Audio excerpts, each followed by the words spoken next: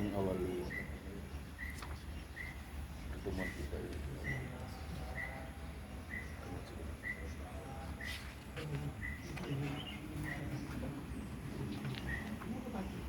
Selamat datang ke dalam pertemuan Imam Keuskupan Pangkal Pinang tahun 2025 yang kita lakukan sebagai persiapan untuk membaharui janji imamat kita.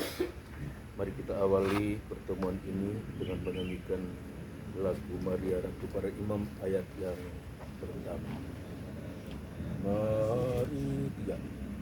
Maria penuh rahmat, Ratu para imam, dampingi imam kami dengan rahmat Allah. Oh Bunda Ratu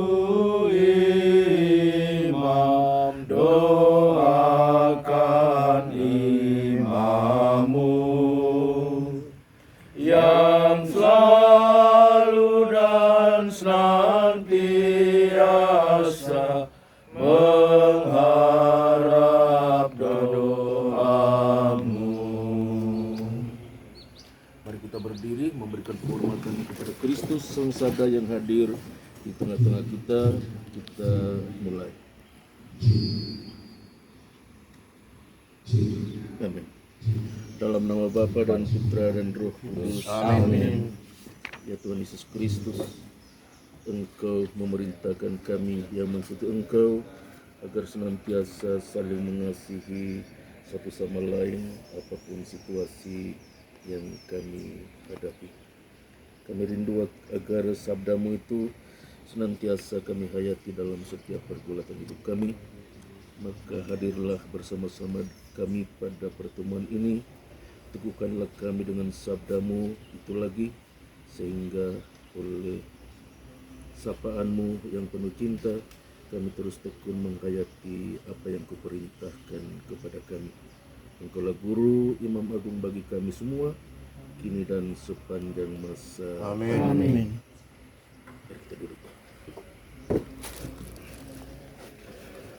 Para romo yang terkasih, mari kita ikuti membaca kode yang ada dengan judul Dosa-dosa melawan Gereja Partisipatif Sinodal, Identitas Keuskupan Pangkal Pinang. Saya meminta Romo Alex untuk membacakan alinea pertama. Dari catatan modul ASIPA C6 terdapat 7 dosa melawan Gereja Partisipatif Sinodal yang terdeteksi dari cara hidup bergereja selama ini. Ketujuh dosa melawan identitas umat Allah Keuskupan Pangkal Pinang tersebut adalah sebagai berikut.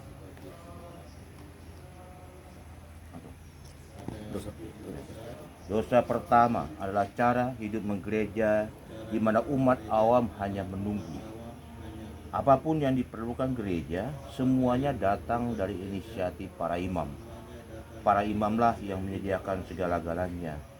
Cara hidup menggereja ini kita kenal sebagai gereja yang menyediakan segala sesuatu atau the provide for church. Dosa kedua, silakan Romo Anting. Dosa kedua adalah cara hidup menggereja, di mana umat awam hanya dilihat sebagai pembantu atau penolong imam. Kaum awam dianggap atau diperlakukan sekedar sebagai perpanjangan tangan imam. The laity are the helpers of the priest. Dosa tiga. Dosa ketiga adalah cara hidup menggereja yang memisahkan secara ekstrim para imam dari para kaum biarawan beriman. Para imam atau klerus punya dan para kaum beriman awam punya wilayah masing-masing dan tanpa terhubung satu dengan yang lain. Dosa keempat. Yang keempat adalah cara hidup menggereja, di mana terdapat begitu banyak kegiatan di dalam gereja. Namun hanya ada sedikit waktu untuk Kristus, doa, adorasi, meditasi, dan lain sebagainya. Dosa kelima Dosa kelima adalah cara hidup menggereja, di mana paroki hanya dimaknai sebagai kelompok orang perorangan pada hari Minggu. Tidak ada unsur komunio atau komunitas dalam cara hidup menggereja ini. Dosa keenam adalah cara hidup menggereja yang melihat gereja hanya sebagai kelompok tugas saja. Dan karena itu hanya segelintir orang saja yang aktif. Dosa ketujuh adalah cara hidup menggereja di mana umat Allah, awam, imam dan awam memaknai diri mereka sebagai gereja yang hanya fokus ke dalam dirinya sendiri. Tidak ada misi atau gerakan ke dalam dunia di luar gereja, inward looking church. Ya, jadi ada 7 gereja yang menyediakan segala sesuatu, gereja di mana awam hanya sebagai pembantu, gereja di mana para imam dan religius itu punya wilayah dan kaum beriman punya wilayah masing-masing tanpa terhubung.